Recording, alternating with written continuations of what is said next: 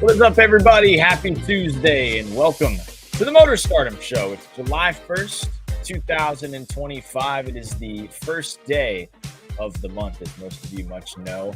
2025 has passed us by very, very fast. We started this show just the end of February. I believe our first episode was after the Daytona 500 weekend, as we discussed the lore of the show last week.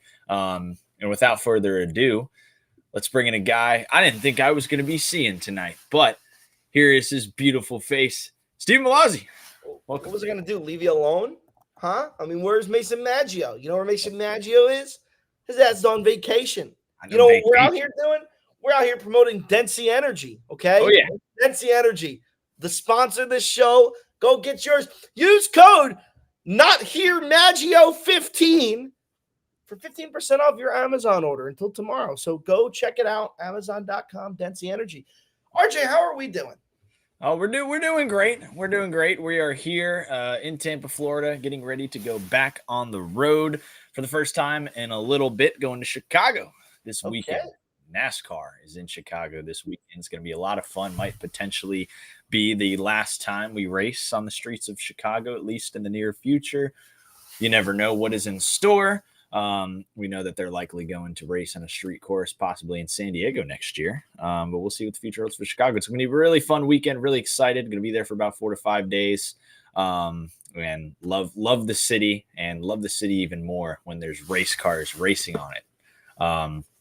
So I wish the racetrack were a little more, and this is true of all street courses. This is not like a bashing on Chicago. Obviously, I wish the racing were better in the road course for the next gen car in general. But I think it's a great event. I don't get why people bash on it like we don't go to St. Louis every year. You know, like what are we doing? It's totally fine. It's a cool event. I think it's great for the NASCAR schedule. I feel very similarly about Chicago as I do about Mexico. I do think we're at a point where we actually probably have one or two too many road courses on the schedule. I think we have 8, 7 now, right? We have a lot. Seven. I think. Yeah, we have a lot of road courses, and I think like super speedways, 6 is probably too many a year if we're counting Atlanta now. And I feel the same way about road courses, right? I feel like we have designed a car for the 1.5 miles. Let's stick to the 1.5 miles. But other than that, really excited. I think Chicago is a super cool event, and I'm pumped to see it happen. Yeah, I'm pumped for it. It's going to be an awesome weekend. Great food down there as well. We will be feasting on Arby's as well all weekend long, eating some nice Angus cheese steaks, stuffing our faces in the infield, or at least mine. I sure will be. So, as I said, thought I was going to be alone tonight. Have you ever eaten at Arby's? Are you about to introduce somebody else? I am in a second here. I'll let you do it if he's here. Okay, yeah. So I thought I was going to be alone tonight. So I recruited a buddy here. Let's bring him in from Pittsburgh, Pennsylvania. Tanner Popello, we wanted to kind of are we matching the aura of Mason Maggio here with this guy here at the bottom, Steven? What do you think? No? Okay. He's got way too much aura. Tanner knows a lot about you, though. He does? He knows about me? Yeah. I do. So, matter of fact, I follow you on Instagram. I'm a lifetime buddy of RJ here. I've known him since I was born in Tampa. Me and him were raised on the same block, so I've known RJ for my entire life now. So I tune into the show every once in a while, and I saw you on here. You know, I know you're a truck driver here and there, so I followed you on Insta, so I know some stuff. Yeah, pretty mediocre ass truck driver, but NASCAR Craftsman Truck Series driver nonetheless. I was going to ask, though, before you came in, Tanner, so feel free to participate. Have you guys ever actually eaten at Arby's? Yes. Okay, so Arby's, I feel, is a pretty slept-on fast food place to go to, in my opinion. Wow. Okay. So, there's more than just roast beef at Arby's. You know, you could get some, crispy chicken tenders. You know, their curly fries never disappoint. God, wish I could say the same about my ex-girlfriend more than roast beef. Anyways. All right. Yeah, no, I've been to Arby's really on the road. Yeah. I've never been. And I always used to joke when I was a kid growing up. like with my friends, like, oh, who eats at Arby's? Who eats at Arby's? And then I decided to change it. I'm like, who works at Arby's? Like, who's like, oh, okay, my number one, like, I don't want to go to McDonald's, no Chick-fil-A, I'm going to go to Arby's. And I made that joke to my mom once, and my mom was like, I worked at Arby's in high school for like 4 years. And I'm like, hey, so that's who's working at Arby's. It's my mom. My mom's the one who works at Arby's. Your mom's a 4-year alumni of Arby's, and you've never eaten there? Yeah, I mean, I don't know. I guess my mom has the meats. I don't. Pause. We're back. Let's move on from Arby's before we get too down the. Anyways, yeah, we're waiting. Stephen Malazi meat rabbit hole here. Yeah, right. We know where that usually goes. So we're while we await the big C's here, we got a lot of stuff. Great stuff planned for him. Yes, Caesar Bacarella, co-owner of Alpha Prime Racing, will be joining us on the show tonight. A lot of cool announcements that have come out recently about them, but we can talk about this weekend's race at Atlanta.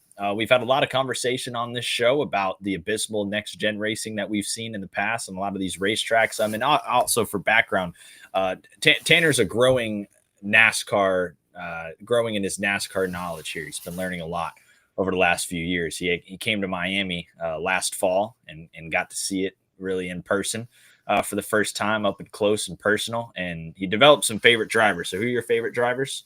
So I am a Ryan Blaney and Christopher Bell guy. I met Christopher Bell. I got an autograph of his as well and a picture. I'm wearing a Ryan Blaney shirt as we speak. The Chicago shirt. I just realized. It is the Chicago shirt as that is up. So I was at that Homestead race, and that was the first race I ever went to. So it's like I can't go to a race and not buy merch of some sort, as if they don't give out free stuff anyway.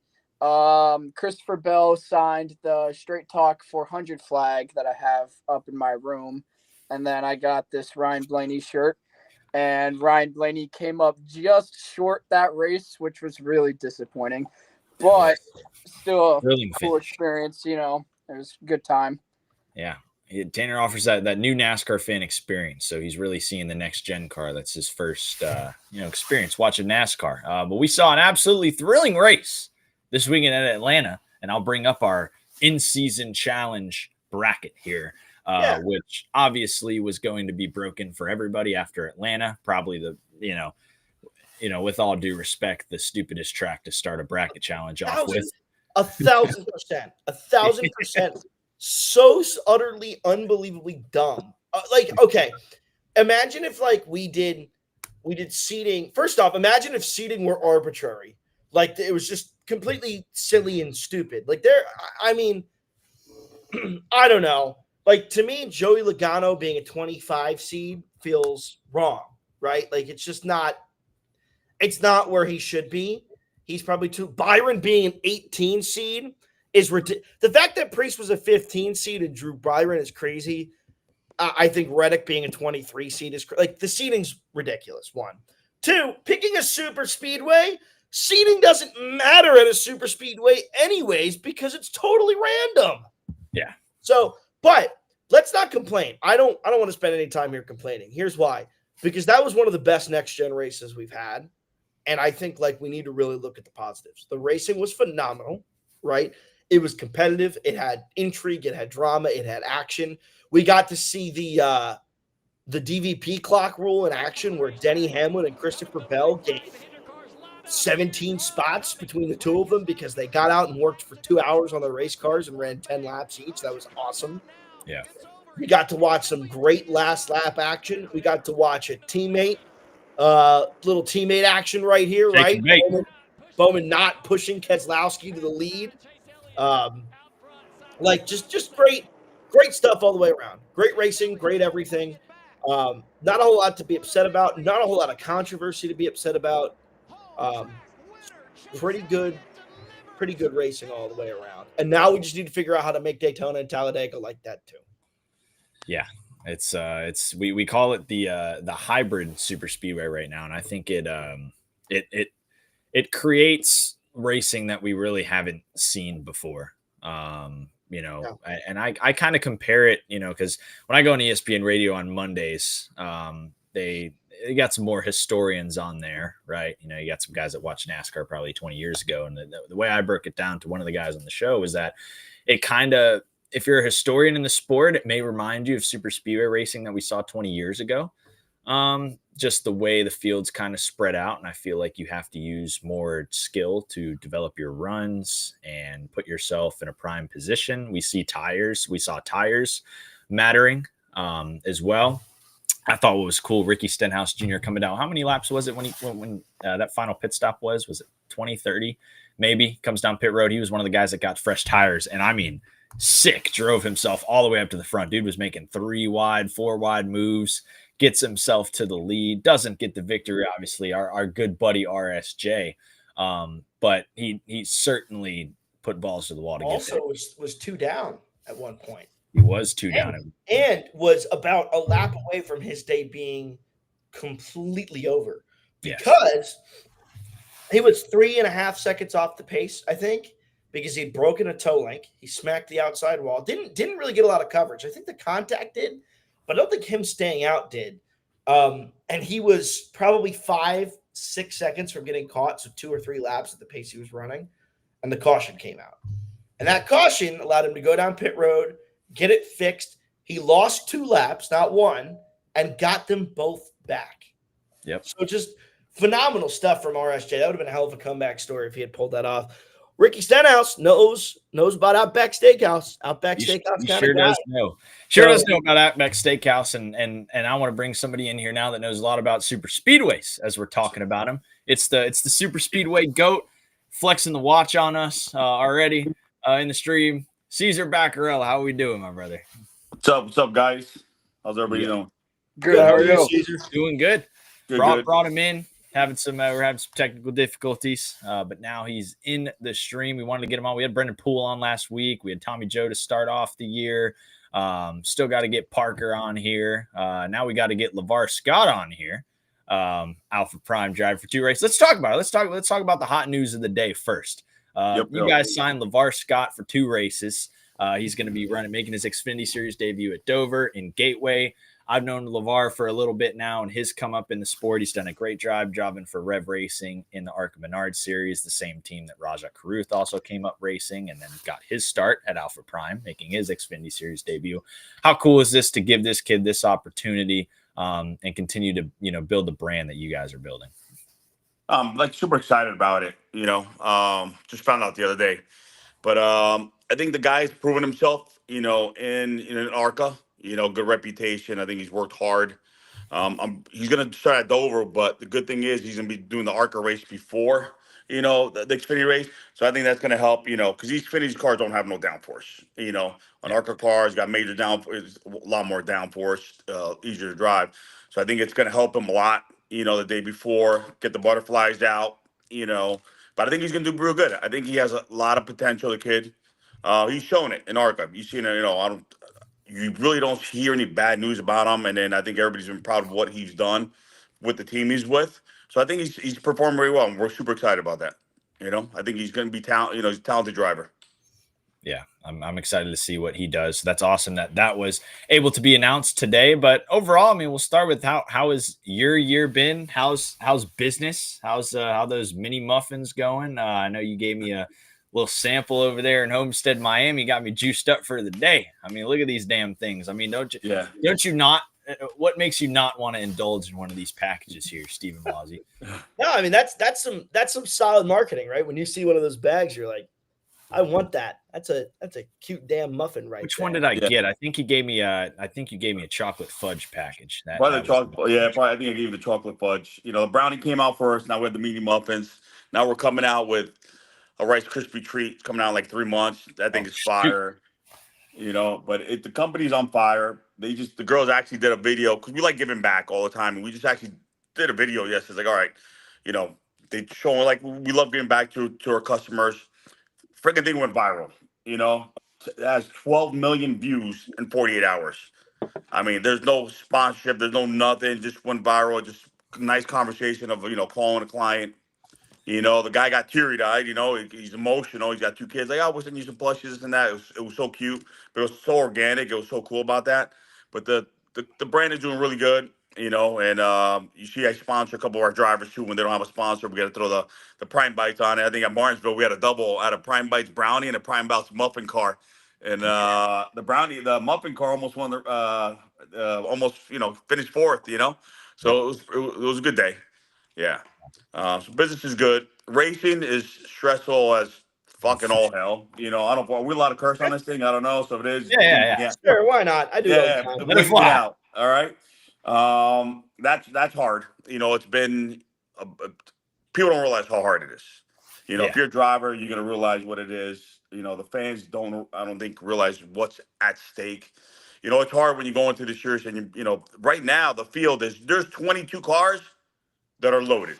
That's one thing you got to tell us right off the bat. There's 22 top cars, lease motors, top teams, or they're in alliance with somebody, and we're racing. We're getting better. I think we've shown it this year.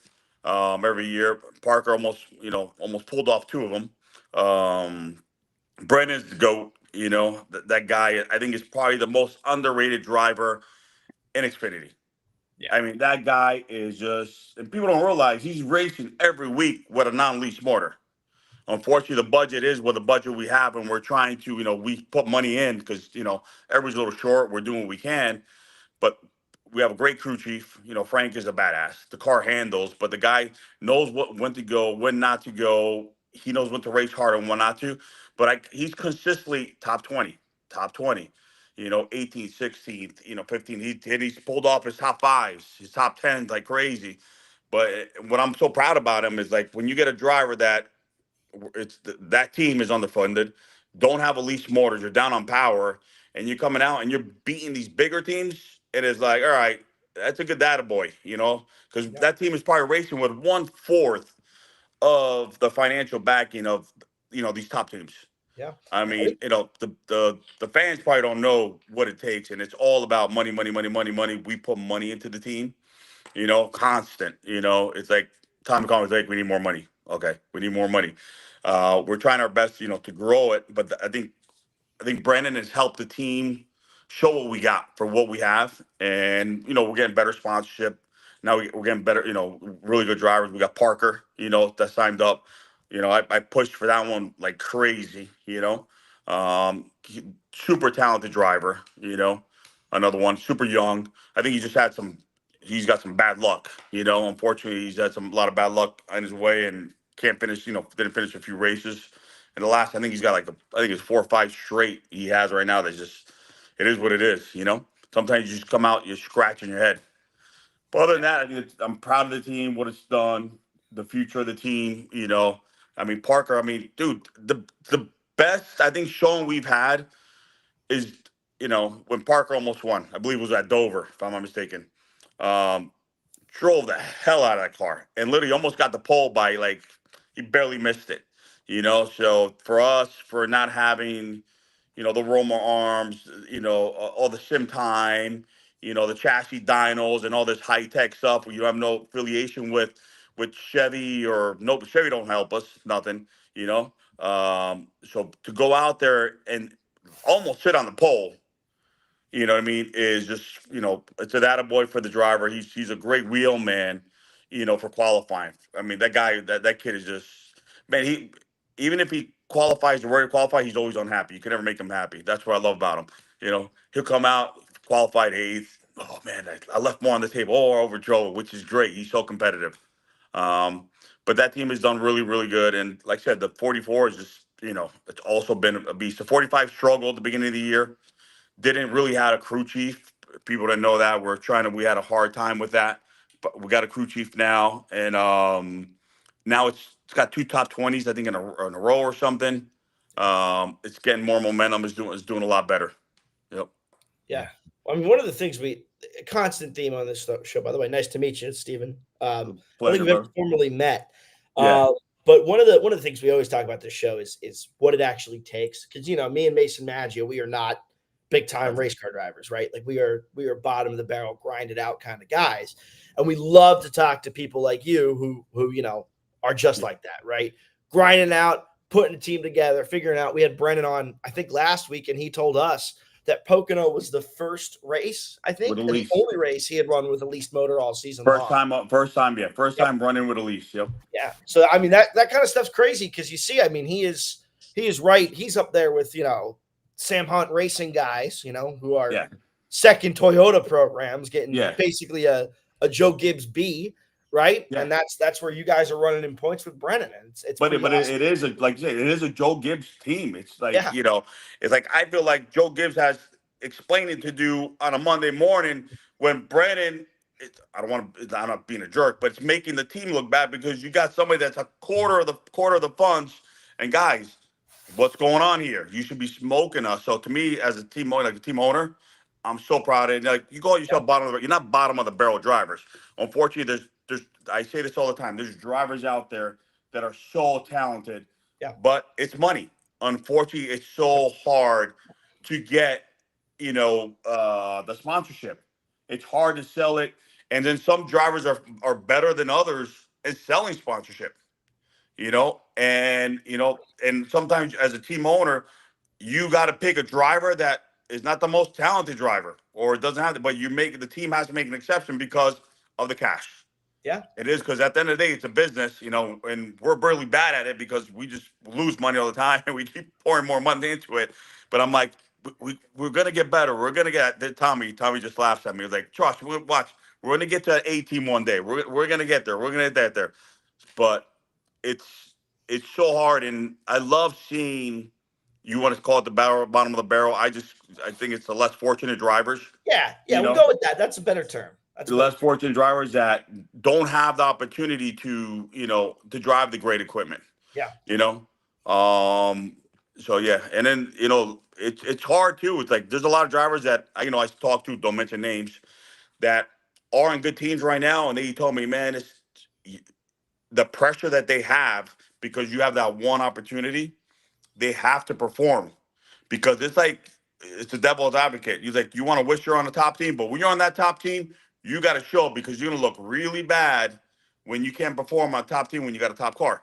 It's easier to get from where we're at, show, perform, and then work your way up to that top team. But if you grow too fast and you're actually blessed, I'm going to say it, to get the opportunity to ride, you got to be careful what you wish for because it's the pressure. You're as drivers, you guys know it's out there, and you have to get every point you have. It's tough, man, and especially the Xfinity Series, it's so competitive. Yeah, the Xfinity Series is incredibly competitive, and we talk about a guy like Brennan Poole, who he gave us, his whole story last week of how he came up and the dumps that he was in, right? I mean, you saw it as when you guys were starting up your team, he kind of come back. Mike Harmon gave him a call. He's running that 74 car. He's running the Truck Series for G2G. He's running, for JD Motorsports then the following year. And that's when him and Tommy, begin to have those conversations about what a partnership would look like. And I always believe, and I'm sure anybody with a good racing brain would, when you look at Brennan Poole and what he was able to do. I mean, he was able to qualify Mike's car into a lot of those races when realistically probably shouldn't have. He was able to run that 6 JD Motorsports car and get that car up into the top 25 in some of those races when, maybe it shouldn't have been there. To have him on your team last year his nickname was Mr. Top 20, wasn't it? He just, continued to be there at the end of those races. And now, we know where bad luck can struck him, and especially Parker Retzlaff. We'll talk about him in a second, about how people just seem to hate him on the racetrack. But, Brennan Poole, though, to have him on your team, an overachiever, I got to believe that's cool. And then to see him get that cup opportunity a few weeks ago is pretty rewarding as well. No, yeah. And I say this, and I tell him all the time. I'm like, you're at, we know Brendan's talented. He was on a top team, and unfortunately, you saw what happened. And unfortunately, he was the bottom, one of the lowest budget team. Who's with JD? Yeah, JD is unfortunately the guy who's doing his best to run his team, but unfortunately, it's a 30th place team. So I tell him, we revived his career, and he made us look great. It was a great teamwork because his talent made Alpha Prime shine to outperform the equipment we have and perform really, really good. And we brought him in the limelight last year. You see the limelight he was in, and I'm so happy. I want him to go to a big team. I want him to go to Cup because I believe the guy. He's he's so underrated, you know. But he's helped shine the team. We've helped him, and I think it's a great relationship, as a marriage between owner and driver. I think it's been phenomenal, and I wish him the best. I want him to keep going. When I found out he was doing the Cup race, I'm like, come on, go get it. You're a cheerleader for him. Yeah, he's so good. I believe Steven last week was having fun making a driver talent level of our guests that we've had on the show so far this year. And Brennan Poole was number one. Well, all right, okay. I did. I'll have to add you to this list. After the show. I can't shine Brendan's shoes, man. That guy is so talented, but it's unbelievable. It's just it's the guy's so great, and I see what he's done, and a lot of times, he's wrecked, but it's going for it at the end. I know what I've done with my speedways. My record doesn't actually show like I've done. I've outperformed more. I had so many times I'm in the top 10, but with 8 laps to go, it's like it blows up. You know what I mean? It's NASCAR. It's racing. You know what I mean? I wish I could have made it through so much more. I was like, dude, my record would have been way better in the speedways. But Poole, like a lot of times, man, it's at the end. It's like I tell him it's go time. At the end, if you destroy the car, I don't care. Keep the fenders on it. But when it's 10 to go, or whatever it is, or when you got to go, you go. It gets destroyed. It gets destroyed. But the one thing I do want him, I tell him all the time, race the shit out of that car. I'd rather come back and Tommy hates me for this. I'd rather let it come back on a recycling bin truck. But at least if he's running 4th or 5th, you man, put your horns down, fucking go. But I'd rather let everything out on the table than be conservative and give me a 11th place finish. So unfortunately, it's bit him in the butt a couple of times, but it's also showed what he's done and had the opportunity, and he's proven it. And he's gotten those top 5s. I mean, Talladega. He took the lead. I don't remember. Was it last year? I couldn't get to his bumper. I got it for you. Yeah, and I tried getting to him, but I got stuck behind Deegan, and then I went to the outside, and Custer gave me a push. But if I was behind him, I would have pushed him like crazy. Yeah, this was a heartbreaker. I mean, the scheme. You remember the memories here, and I'm just thinking, man, here comes Anthony Alfredo, going to give us a nice shove, and no, so that didn't happen. You see Joey get spun around there, which that sucked for them. Obviously, they were in a prime position, but I mean, just an incredible job to take the lead, get pushed all the way. He was out front. He was a leader at some point, coming to the white flag, battling with an RCR car, by the way. No, yeah. Know how literally they are the class of the field on the Super. Not even close. Yes, the class of the Xfinity field and speedway racing. It's crazy. And by the way, Poole didn't have a lease motor either that race. Yeah. Which is which is unheard of. And I see him on the restart. I see him right in front of me to the left. I'm behind Deegan. I'm like, all right, I got to get to his bumper. That's all I'm thinking. All of a sudden, Deegan I don't know what happened. She doesn't go. It doesn't go.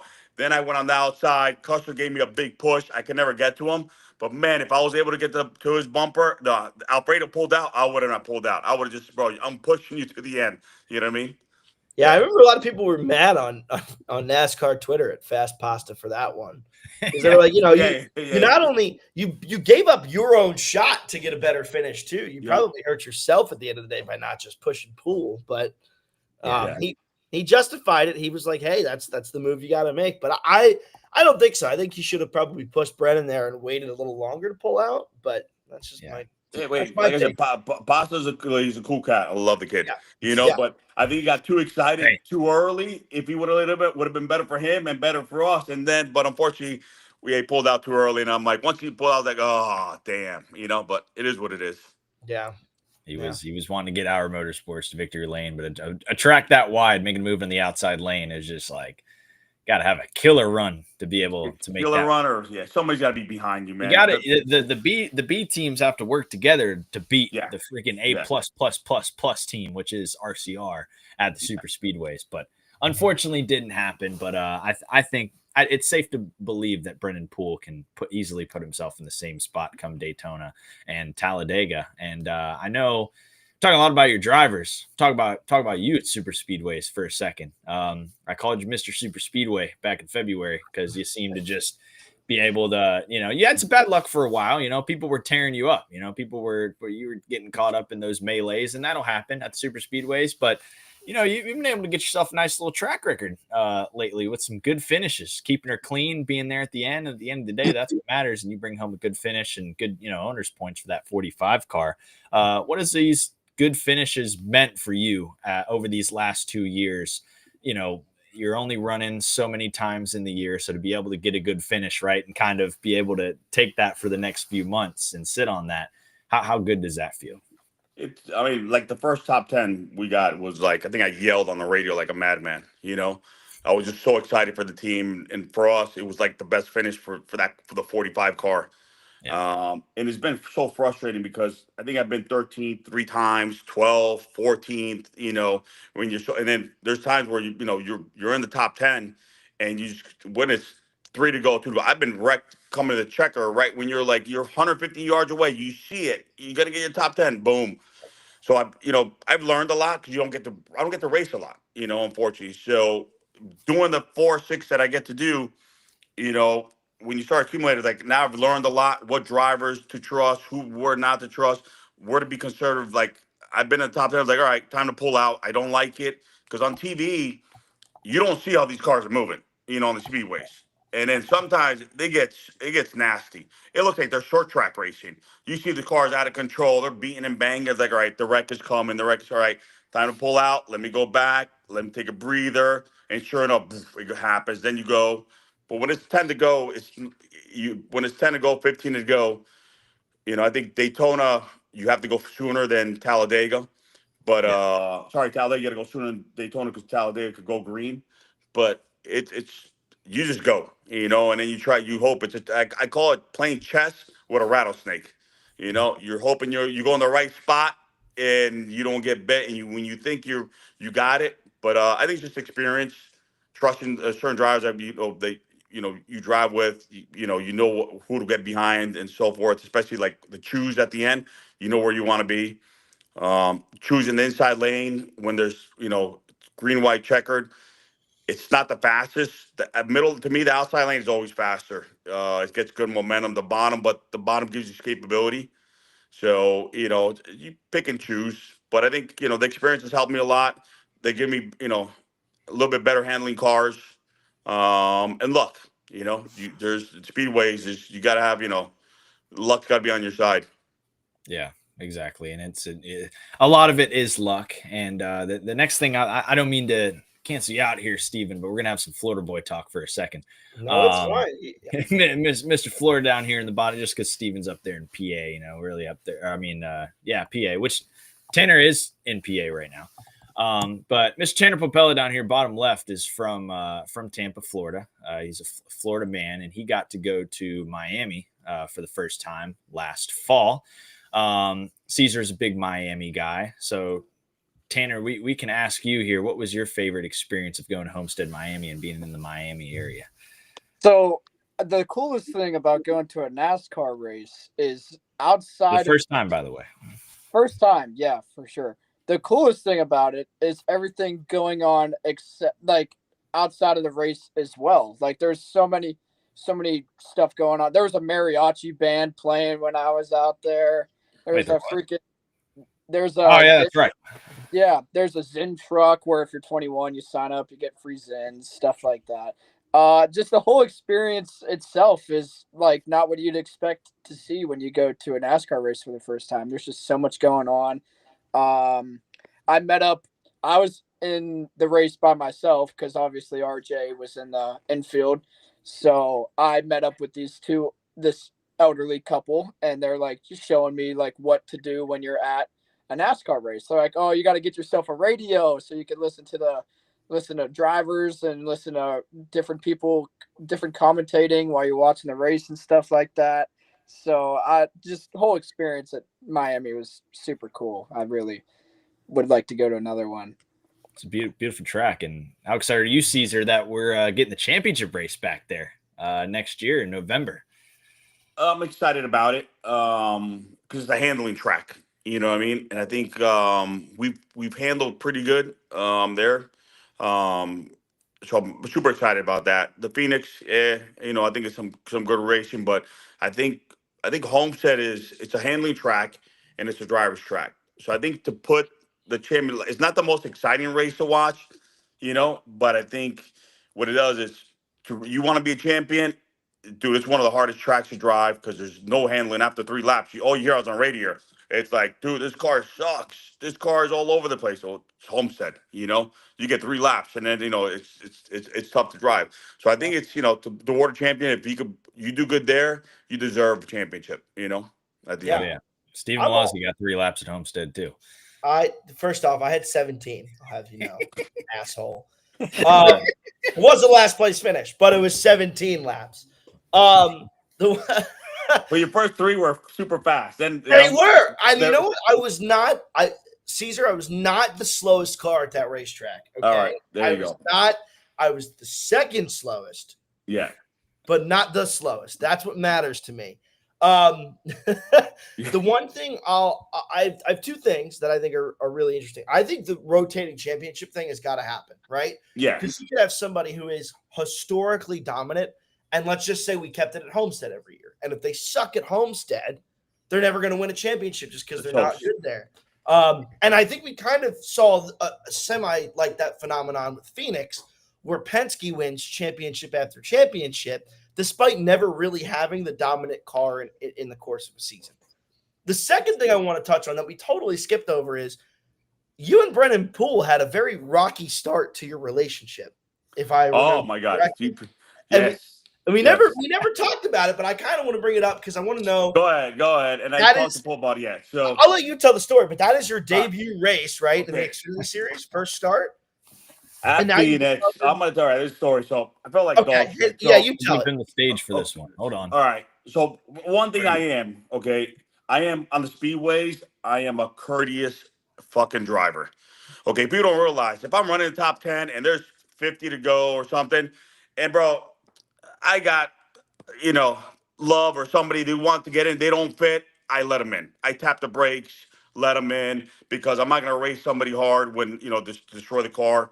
Unfortunately, my first race was at Phoenix, and I probably was driving the biggest, I don't want to call it a piece of shit, but it was not a shit box. I drive for Ram Racing. It was the biggest piece of shit. It couldn't get out of its own way. It was fucking horrible. And I'm like, when I was driving, I'm like, what the fuck am I doing? I'm like, what is it? I felt like I was driving a dump truck. Grandma's 57 Chevy, overloaded on the top, doesn't want to turn, doesn't want to go. Everything you want to do is like, this thing doesn't want to do it. And I just came from GT3 racing, racing Ferrari, this and that. Thing's NASA. Yeah. Now I just went back in time. I'm driving a Flintstone car that just doesn't want to go, and I felt like I got rocks as tires. So we got the race going. I'm like holding on there, like, let me just stay the fuck out of everybody's way. But then I go and the race is going like a few laps down. You're racing as hard as you can. I'm just trying to stay out of people's way. Sure enough, here come the leaders. I'm courteous. I go up to the second groove, and sure enough, I don't know.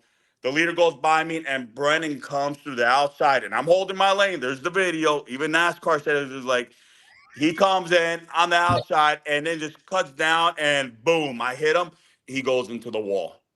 And I'm like, playoff driver, what the fuck? My debut. You talking about you want to stick your head under the ground? I apologize to him, and then he knows. I didn't do, it was nothing. I held my line. There's no, it just sucked. Your worst scenario, first race was probably the worst you could possibly think of. Yeah. But NASCAR called me first thing Monday morning. Well, Caesar, tell me what happened. And because you got to explain it to them. You're on national TV. You can't fuck up, screw something up like this. And I was like, listen, I had a shit box. The car wouldn't turn.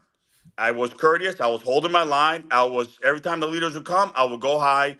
I was one lane up, let them go by. But all of a sudden, Brennan came on the outside. I didn't move up. I stayed in that groove, and then I think I said, he was racing hard.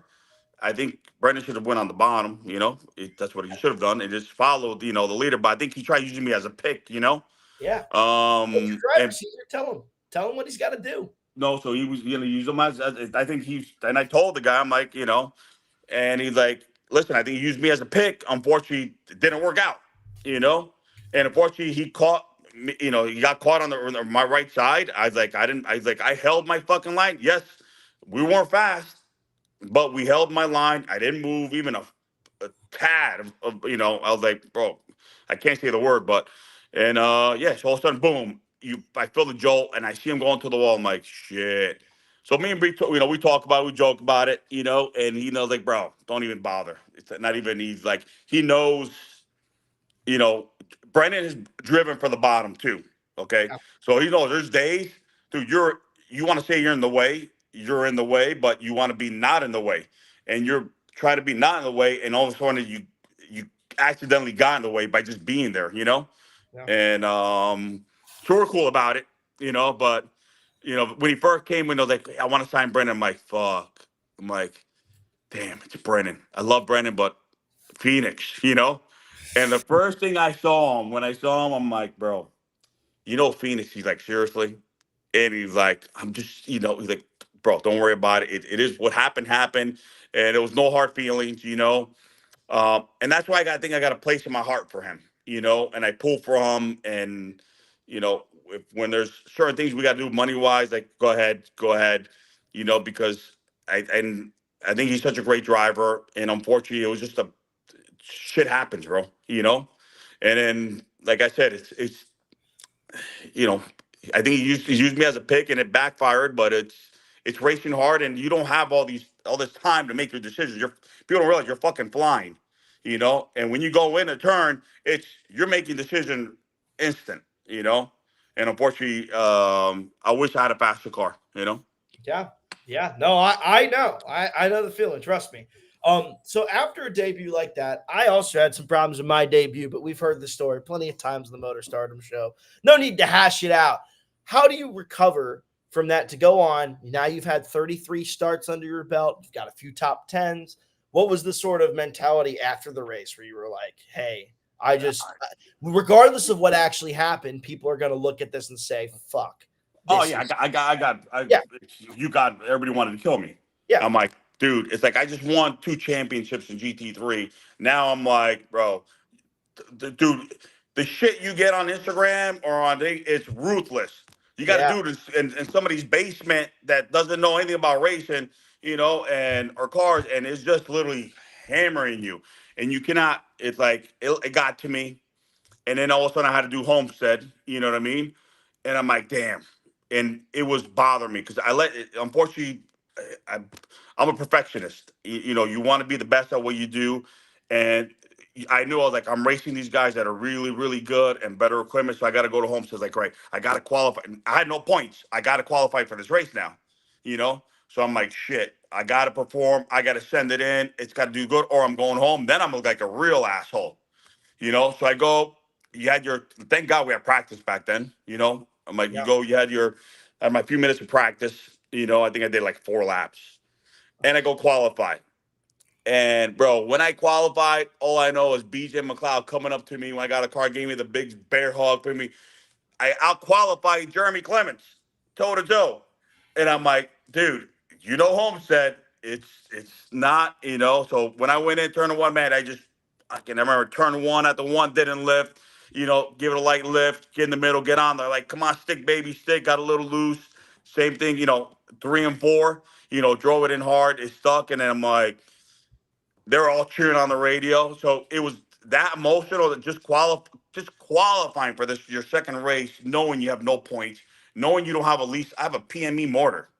Yeah. Okay, nothing against PME, but it's what they could afford or whatever I was driving, And to go there and to do that, it was probably the biggest comeback. And then run the whole race, finish the race, you know. And yeah, you finished 30th, but that's a 30th place car or 29th or something like that. I finished, Yeah. So just finishing the race, like, please, nobody get near me. So when yeah, I finished like 4 laps, down 5 laps. I think at the end, didn't have the fastest car. Um, Clean race, clean pit stops. Leaders were coming. I'm like, all right. So you lost a lot. I lost a lot of time too because overthinking what happened with Poole and these leaders are coming, and it's a championship race. You know, you got to get the puck. So I think I overcompensated. You know, giving them too much space, but that was my decision. You know. And I think at the end of the day, I was happy with what I did. And then we go to, I remember Daytona the next year, fucking finished 13th. I was running, I think, sixth, and I had, and by the way, PME Motor, Daytona. I mean, that's like, dude, you're running on squirrels, bro. You're not running on horsepower. All right. So, uh, and I had a Suarez, bro, like on the restart, and that's the first time I got pushed. And boom, boom was like, yeah, Suarez is pushing. When I got boom, boom, like, oh shit, oh yes, let's get this squirrel going. And then I didn't go to the bottom, and I got stuck on the outside, and I went from like fifth to and I finished 13th. So it was like one piece, and yeah, that was my first three races, bro. It was quite eventful. But yeah, the first one was it's kind of like mentally it could literally just ruin your career. Like it could really mind fuck the shit out of you. That night I think you rerun through the night. What did I do wrong? Did I do this? Did I do that? Did I go 6 inches too much to the right? Did I go 6 inches too much to the left? But at the end of the day, it is what it is. But me and Pooh, we're cool. My driver, I did what I had to do to get him, at the end too, and this year to keep him on. Yeah. I think we got better stuff next year with more money. And if he's my driver, he's my favorite. He's gonna be driving with Lease Motors hopefully next year. Yeah. Hell yeah. And if Brendan Poole isn't with Alpha Prime Racing and Cesar Bacarella, obviously we hope he's at an even better a cup level team. Because yes. That is what we know he deserves. So we're talking about your races and your racing. We're talking about Miami as well. We know, you're more towards the end of your racing career than you were at the beginning. When are you running Miami again? Are you running Miami again? I think one last farewell race. No. I'm gonna do it next year. I got some juice left. I got some gas left. You know what I mean? Oh yeah. This year I was supposed to do more, but yeah, I'm gonna do it like. Yeah, I'm do some old and gray. I'm gray now, but thank God for hair dye, bro. But work out a lot. I think I got a lot of years left. Don't know how long, but definitely gonna do Homestead. The thing was, I was supposed to do more races this year, and I'm being honest, transparent. The 45 car sucked. Okay, it was running so bad. People don't realize Talladega. I'm running through our rear end got disconnected. My Troy got this cover around, so the rear end was moving 4 inches. So imagine going and turn, you're going in there, and the car just boom, it just slapping. The back end's coming around, and I got to drive this thing for another 18 laps when your rear end's moving 4 inches. You talk about, seeing baby Jesus. I was like, do not wreck this. Don't wreck this. You need the points. You're doing this. So I was like, and I said, Tommy, not for nothing. We got to get this team better. I'm gonna do X, Y, Z. Let's give these races to X, Y, Z, and then next year we're gonna have better equipment. We're talking maybe Alliance. That's in the talks. Stuff like that. Then I'm gonna feel more comfortable. But yeah, hell yeah, a Homestead.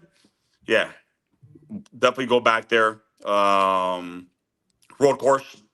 I love road course racing. I've never driven one of these. I did it one time. Excited to do a road course. Yeah, you are a road course guy. Well, you like to. I found this picture. I don't know if this was yours that you drove, but no, that was actually yours that was before my GT3. Yeah, the GT3 was a red, white, and green. Yeah, and I got pride in that car, bro. We're in the little Carrera slot cars. Okay, so those little slot cars that you play. We're on the cover. We're on the thing. So that was a badass car. We did really good. Nice. But that's what happens when you got unlimited funds. We're talking about funding. When the owner of Ferrari owns the team, one of the sons, it's like driving NASA, bro. It's easy to drive something that's the funds are unlimited, But it's like that's why I love Pool, And I keep bringing this guy up. People do not realize how good this fucking guy is, because people don't realize there's literally 6 races going on the track. Yeah. There's the guys that run 35th to 30th. That's one race. The 30th to the 24th. The 24th to the 20th. the 19 to the 13. Everybody's where their money is, but this guy's constantly, you know, overperforming. He's going to give you 4 to 5 spots minimum of what the car is capable of doing. Yeah, exactly. He is a phenomenal driver, and I know we're getting close to wrapping up here, Tanner. I know you had a question for Caesar before we send him off the air. Yeah, so this goes for drivers in general. I've always wondered this myself. You go from driving a NASCAR or a truck in this case on weekends, 150 plus miles per hour, if not a little bit slower, if not a little bit faster. Outside of the track, what is your daily drive? Like, what is your car? What are you driving, Caesar? What are you driving around Florida? I'll let Caesar go first. I drive my girlfriend's car. She has an Audi SQ8. Okay. I love that thing. 8-cylinder. It's got a lot of power. She drives my car. But I love her car because it's comfortable. It's got power, all-wheel drive. It's just a little badass car. You can, you're always speeding, but you don't feel it, but it's a great car. Yeah. Sounds like a nice car. I will. I've owned a few cars in my day. Okay. They've all been Dodge Chargers or Challengers, except for the Nissan Altima that I drove after I sold. There's the Audi right there. There's the Audi, baby. Yeah. And RJ, if you Google Stephen Malazzi Dodge Charger real quick, you'll find a picture of me with one, I think. Okay. But I've had one since that was my first car. It was an 09 Challenger. It was an SRT8. Then I bought an RT all-wheel drive. Then I bought a Scat Pack. Then I bought a Scat Pack wide body. Then I sold that Scat Pack wide body to do St. Louis because I was a fucking madman idiot. And of course, the battery in that race died on lap 26. And then I was freaking miserable because I sold my street car for nothing for a NASCAR race. I drove a Nissan Altima for a few months. A sponsor, yep, there it is. A sponsor gave me an 06 Charger for free as long as I put them on the car at Pocono. Drove that for about a year and then bought another Charger once I got my first job in the law to pay for my car because now I have a car payment and I don't just own it outright. So, in short, I don't drive a wide body anymore. I just drive a regular Scat Pack, but that is what I'm back to driving. So.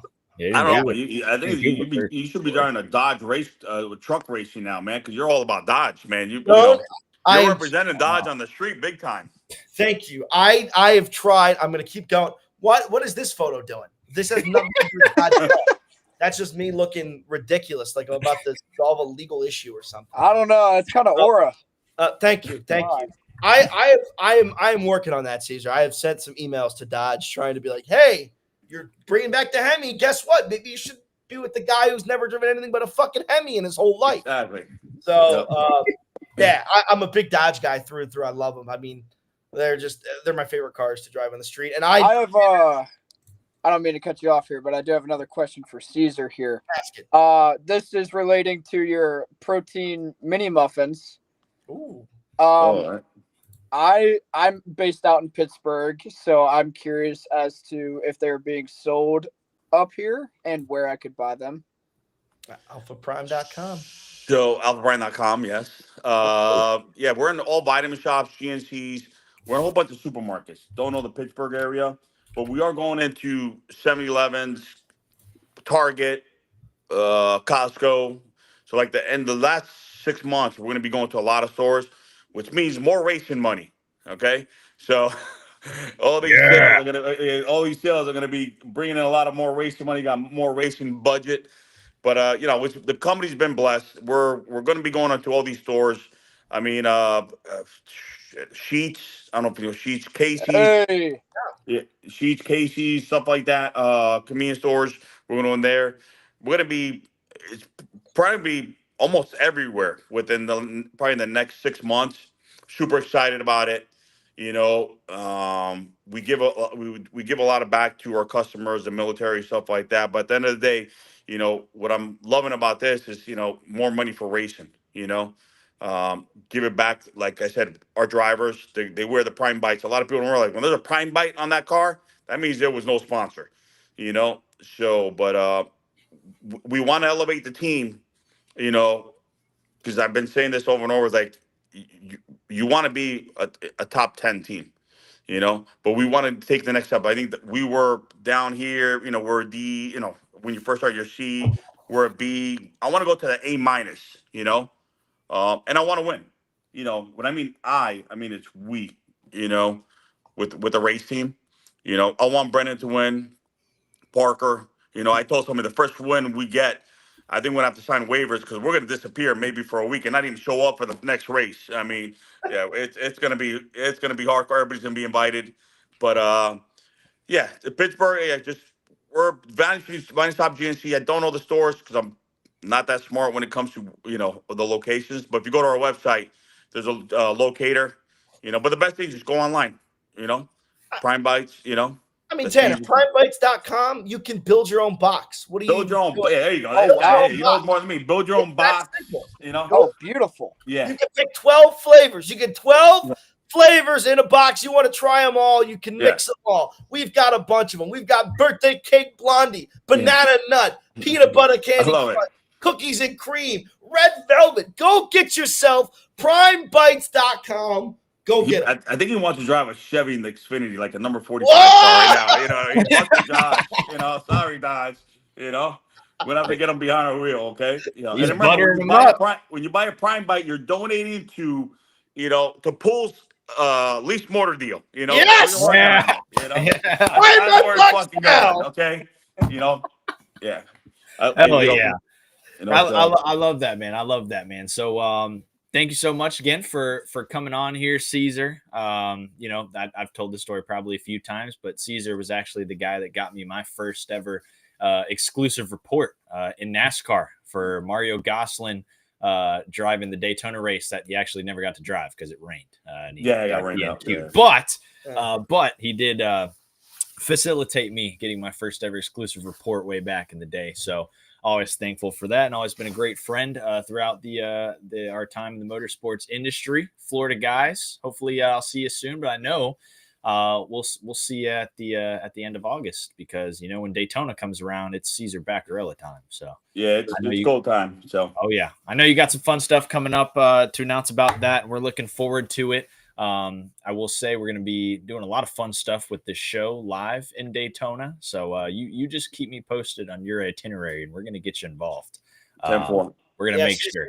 We'll work on you for a Prime Bikes ride too. We're going to work, and if the Dodge doesn't work out, I think he knows how to promote Prime Bikes. Okay, better than I do. I'm quiet about it. He's pumped. He's like WWE Prime Bikes. Let's go. All right. I was gonna say in Daytona, I expect a bundle box ready to go. We got a bundle box. We got a plushie. We got some joggers. We got pink. If you're afraid of wearing pink, but we got an aqua blue. I'll put on. Listen. Real men wear pink. There you go. That's it. I wear the pink. Nice. I got the pink race suit. That's another thing. If you drive, a Prime Bike car, it's the pink or the baby blue. But I look rock sexy the pink, bro. I look sexy in baby blue. It doesn't matter. Caesar, thank you so much for coming on, man. Guys. We really appreciate it. You're the man. Thanks for having me, guys. God bless. Everybody have a great day. All right. Yes, sir. See you in August, my brother. It's a pleasure. All right. See you guys. Sir. See ya. All right, and thank you so much for Caesar Bacarella for coming on here and joining us. We got the comments hopping. Alpha Racing 04 truck next year for Stephen Malassi. But yeah, very, very awesome. Story, right? Another great story. That? I said that's another great conversation. Oh, yeah. Another great story that we got going. Man. Yeah, obviously you've had a long-standing relationship with Caesar, but for me, that's the first time I've ever met him, ever talked to him, and I love doing this. Every time after we have a guest on, I love telling like my anecdote for them for how I know them. I distinctly remember that Phoenix race. I distinctly remember him and Brennan Poole getting into it. And I think that's really, it's always funny to me when you come back to the stories that you witnessed as a young kid growing up. And you were like, yeah, this is really funny now that you know these people like personally, because now I know Brennan and I know Caesar. So, what don't we have something left to do? We didn't do it yet. What do we got left? What about the Densey Energy question? Oh no, there's no way I forgot it. Oh, he's still here. Hey, Caesar, we got one more question for you. We're bringing you back. I'm watching the show. I'm laughing at you guys. I'm like, okay, dude, how the hell? What is he gonna say about the Phoenix race now? What the fuck is going on now? Am I gonna get, Sorry. Prime Bite's I would have had to send it over for him. You know? I would have had to send it over for him for us to post. I don't know. It didn't freaking come up in my thing here. Technical difficulties. But Caesar, we got some really important questions for you, really quick, presented by Dempsey. These are awesome. So let me bring up this first. As long as it's not about Phoenix, bro, I'll be all right. So we've talked about I'm gonna fucking go to sleep tonight thinking about my Phoenix again. Okay, like was I this or was I that? No, don't worry. We got 2 questions that are gonna deter your thoughts from that. So first of all, we had this discussion on the show before. Is a hot dog a sandwich? Is a hot dog a sandwich? Yeah, hard hitting questions here. I'm gonna call it a gringo sandwich. I'm not. See that's the first time I've ever questioned whether or not we could say something like that on this show. But what's wrong with that, bro? There's nothing wrong. What is gringo? Gringo is it's an all-American. You know what I mean?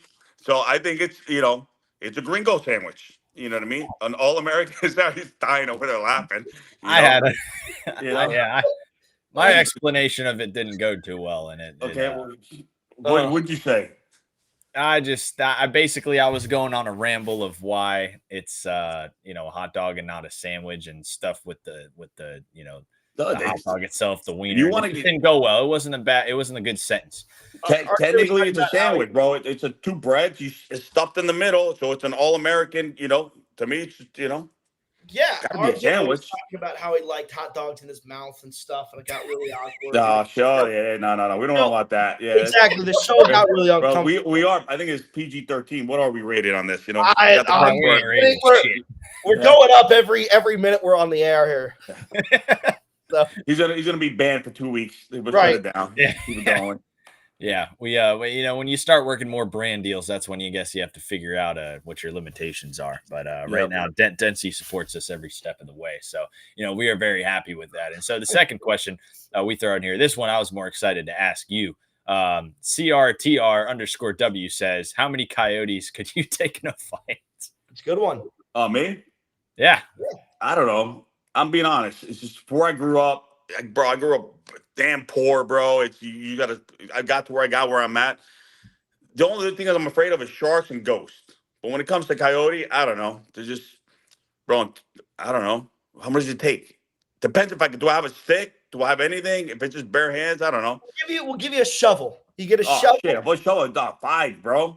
5? You can swing that shit around like, you know what I mean? Yeah, dude. Yeah, you do the, Oh yeah.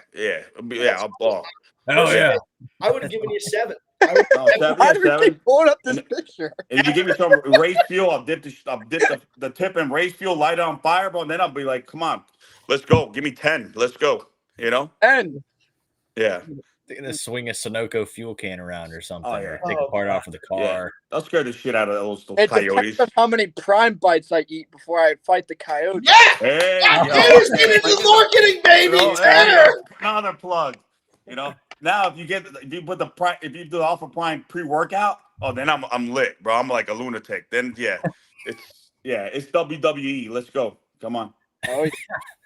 Oh yeah, we got to make sure we got the Alpha Prime Pre in there, because you can't forget, we're talking about all these muffins and brownies. There's way more stuff. I mean, where you guys started from the bottom. Obviously, the brownies and the muffins. Yeah, he's about 80% close to driving the 45 car. He's working. He's getting close. Wow. So he's working it. I'll keep going. I'll go as far as you want, man. I'll go as far as you want.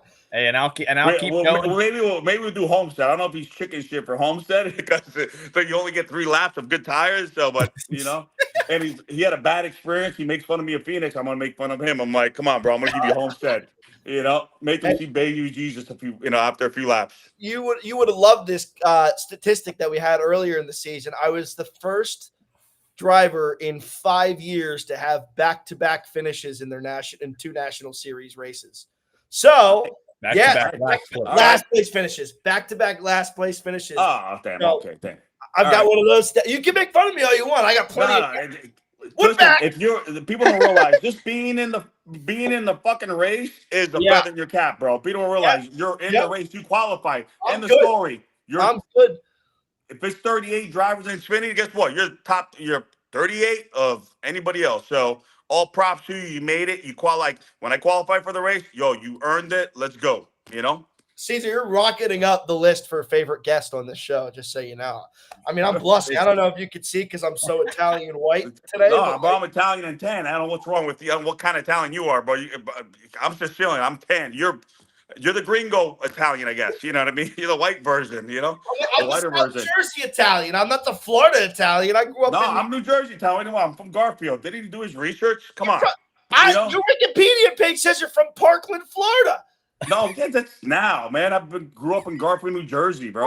It's cold, gray skies for 9 months out of the year. It's depressing, but I love my Garfield, Yeah. Oh, by the way, I did get. Hold on, I gotta do my props. I gotta do my props from New Jersey. I did get the key to the city. They gave me the key to the city. This time I bring it up. I'm super proud about that. You know what I mean? Garfield, New Jersey is one of the small. Jersey, bro. It's small town. Oh yeah. So that was one of my biggest. I think a huge data boy. So I got to throw that in there. New Jersey. I get to brag about something. You know what I mean? Yeah. When I envision this show growing, and obviously, we just, started the show at the beginning of the year. We got all of our first time guests on, and we're getting to that point where I'm compiling the list of people we're going to bring right back on when we get to that second cycle. And Caesar's going to be joining us. We're going to be having some fun. All right. The show entertainment grows a little bit more. We'll get you, even if it's just for 10, 20 minutes, join in while you're working out. We're going to get some from Caesar. I'll get more feedback on the hot dog sandwich thing from my people. I'll make them do a survey. Oh, okay. Alpha Prime hot dogs coming out next. Protein dogs, baby. We're expanding into everything. Sandwiches. Now you went the wrong way. You can't sell a protein hot dog as a prime bite. No. But it does prime bites. Yeah, I guess it does. But yeah, no. Let's stick to the muffins and to the brownies. All right, not hot dogs. My girlfriend hates hot dogs. I don't know why. I can't. She hates hot dogs. She thinks they're gross. So it is what it is. There's something. There's something. It's the gringo sandwich. We'll just leave it at that. The gringo sandwich, which I love the gringo sandwich. I'm gringo. I'm first generation gringo, and I love it, bro. Love this damn country. Hey, I went to the Tampa Bay Rays game last night, and it happened to be Italian Heritage Night. So I was thinking, there you go. Wow, nice. I was thinking of you guys. It's just one. Did they instead of a hot dog? Do you have like an Italian sausage hot dog? Did they have that? That would have been with sausage and peppers. So I get there and I'm a big food guy. So I'm showing up and I'm saying, okay, where's the Italian stand here? If it's Italian Heritage Night, where's the food? Yeah. I can't find anything. I can't find that. I walked the whole back area. Couldn't find nothing. Not even Italian icy. I end up no, not even that. I end up settling for some pulled pork mac and cheese, which is pretty solid. And then guess what? God. This guy, little Jim Bob, comes on the Jumbotron here. And he's like, hey guys, Italian Heritage Night. Look what I got here. Italian sausage with marinara. I'm like, where did he get that? Where'd he get that? It pissed me off because I just went and spent $20 on some pulled pork mac and cheese when I could have spent $20 on some authentic Italian Heritage Night Italian sauce. You're not gonna get that at a ballpark, bro. And all due respect for the ballpark, they're gonna give you pasta with ketchup. You know what I mean? Exactly. I'm sorry. It's you're not. Yeah. No, you're gonna pay $20 for the ketchup with, you want to call it pasta, but it's ketchup. It's not the real deal. Yes. Yes. 1,000%. Well, you got two Italians now ganging up on you. So, but yeah, I feel bad for you. They should give you a discount on your tickets, bro. They gave you a 2 for something. They should have. It was false advertised. But I got one more Italian type question here for you. Really for Caesar. Okay. What are your thoughts on Olive Garden? Damn. Well, fuck it. Olive Garden's never gonna be my sponsor, but it's like, to me, Olive Garden it's not Italian food, bro. That's like saying Taco Bell is Mexican food. You know what I mean? It's just no. It's like saying, it's like school pasta. It's pasta with ketchup. No, it's like saying a hot dog, bro. There's Nathan's hot dog, which hell yeah, I'm gonna throw it down. Or is that cheap ass one that looks stale and you don't know what's in it? No. But you get a Nathan's, Sabrett's, bro. I'm gonna kill it. But no, that is not Italian food. No, I'm sorry. No, I don't care how people love it. Sorry, they're not going to be my sponsors, which I don't care. But hey, some people love it. So all power to them. But we all have different palates. But to me, no, it's not Italian food. No, wait, hold on. On this path, this is the last question, and we'll really let you go. We're good. I promise.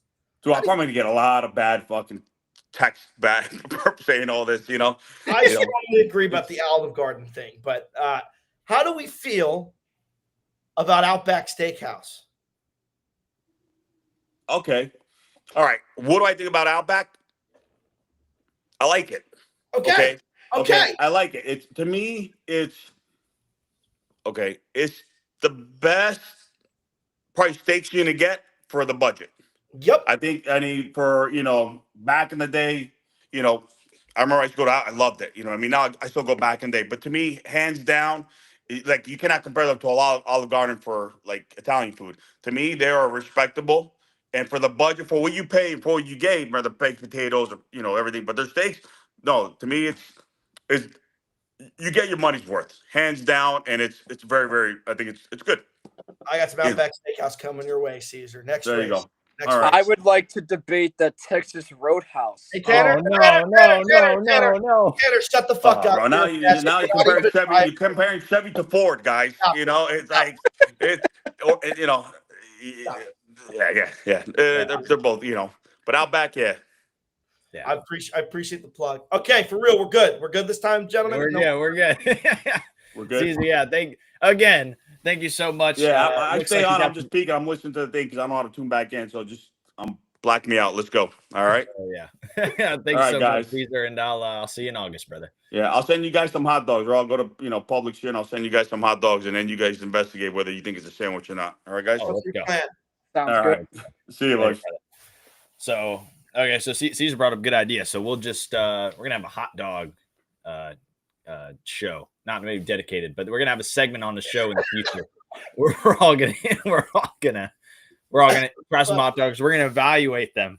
Anytime hot dogs come up, you just gotta shut the hell up. Like just gotta stop. We're done. Great show. Shout out Density Energy. We covered great racing in Atlanta, and we kind of previewed Chicago a little bit. Had a great interview with Caesar. That was a great conversation. Loved it. Even brought him back in. You're welcome for reminding you of Density Energy. Code Maggio 15 15% off your Amazon order. Density Energy now featured on Amazon. Go give them a shot. 15% off. That's a good deal. I guess we should talk about this real quick before we go. The most insane wrecks. This wreck, bigger than my love life. Bigger than the wreck that is my love life. Massive. Huge. Massive. Disproportionate with the amount of cars that got taken out. I think it was 23 cars involved in this wreck. A few. I mean, insane. And 10 eliminated. 10 eliminated here from this crash.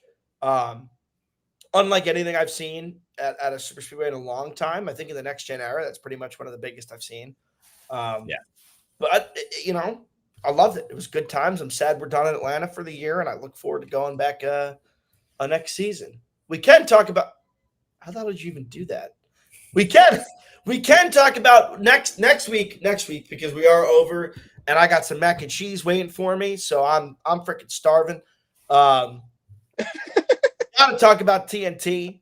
But otherwise, that was great. That was a great show. I look forward to next week. Who's our guest next week, RJ? TBD. That's a good guy to interview. Got some things in the works. We'll see. They got a great Chicago weekend this weekend. Going to be there live in the flesh. Going to be awesome. Going to be great. Great vibes, great food. Hopefully no freaking downpour of rain as it's been the last 2 years. It's really pissed me off because honestly, that track has provided some really fun racing, specifically the Xfinity Series. Kyle Larson and SVG going absolute ham. Last year was really awesome to see. And we've got SVG and Zilly this year, right? Those are the SVG and Zilly. Inverse schemes. Yeah, that'll be a good battle. That'll be good to watch. So, yeah. On that note, roll it, baby. Let's get out of here. Yeah. You know what this is? Wait, I'm waiting for it to roll. Yeah.